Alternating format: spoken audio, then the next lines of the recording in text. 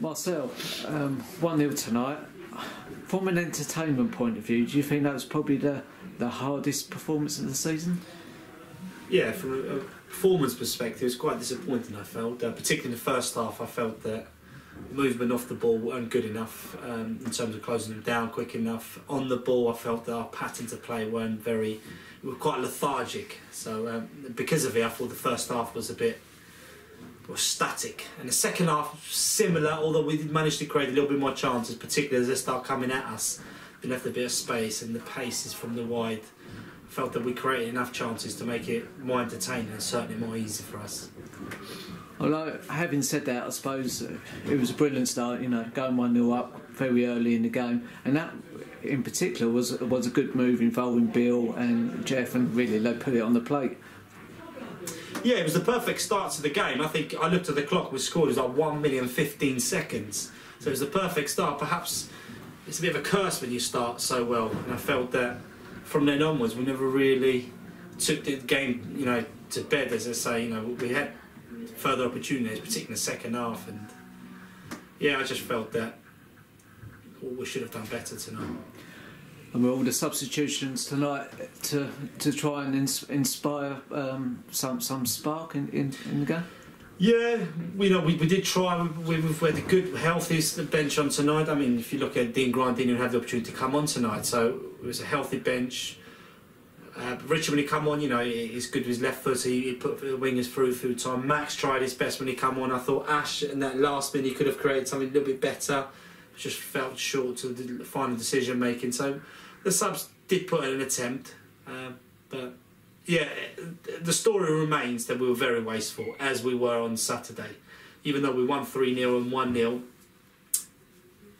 1-0, we were very, very wasteful. And I think that looking at our forward four players, I think they'll go home tonight, despite winning and, you know, scoring. They'll go home tonight both feeling disappointed, because I felt that they had great opportunities tonight to get themselves in some good goals, and they missed the opportunity. But I'm sure that as the season comes on, they'll live up to the standards required. Forward player side, the back line, Jamal and Ashley in particular, they must have won every ball in the air tonight. You must be glad that we got another clean sheet under the belt.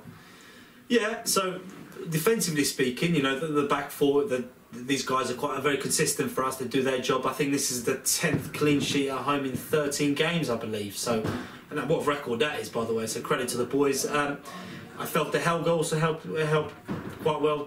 Helped, you know, the side well defensively tonight as well. So he put in a good shift defensively. Yeah, defensively speaking, we were fine. It's frustrating because the opposition, although they stayed in the game all the way to the last minute, and we were disappointed because we're used to being excited, entertained by our side. We did still win 1-0. We still missed 4 or 5 clear chances. Just disappointed in finishing. But in terms of the opposition, it's not the case where they were attacking us and we held in, you know, by the last minute. We were still very comfortable 1-0 winners, but just not took our chances. That game shouldn't have been 1-0, but you know, that don't want to take anything away from Canterbury. They stayed in the game. I thought they defended their side well. They attacked through, you know, their way of attacking, so they stayed in the game right to the end, and they could have nicked it. Then coming up Saturday, we switch attention to a cup semi-final. Do you think there've been many changes to the team based on tonight, and also probably cup-tie players? Yes, obviously you've got the cup-tie players you've got to consider who can play and who can't play. Then you've got to consider the fact that we've been playing Tuesday and Saturday, so there'll be some heavy legs out there. Then we've also got a massive game on Tuesday. So all those in account, you know, that's why we have a big squad. And, you know, whatever side we'll fill with great confidence. And then finally, you presented Keith Lissington with a medal on Saturday, and that video's been shared over... Oh, it's been viewed over 10,000 times on Twitter. Oh wow! Does that show what a club Sheppey United is, and the benefits, and also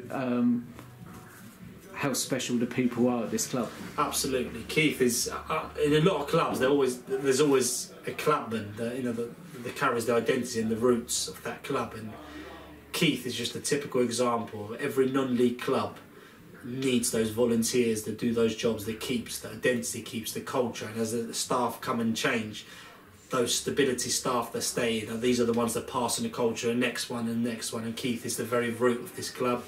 Being at this club gives you a purpose. I've always said this. One of the things I like about Sheppey, it gives you a purpose, and what I mean by a purpose is it's a club that represents an island.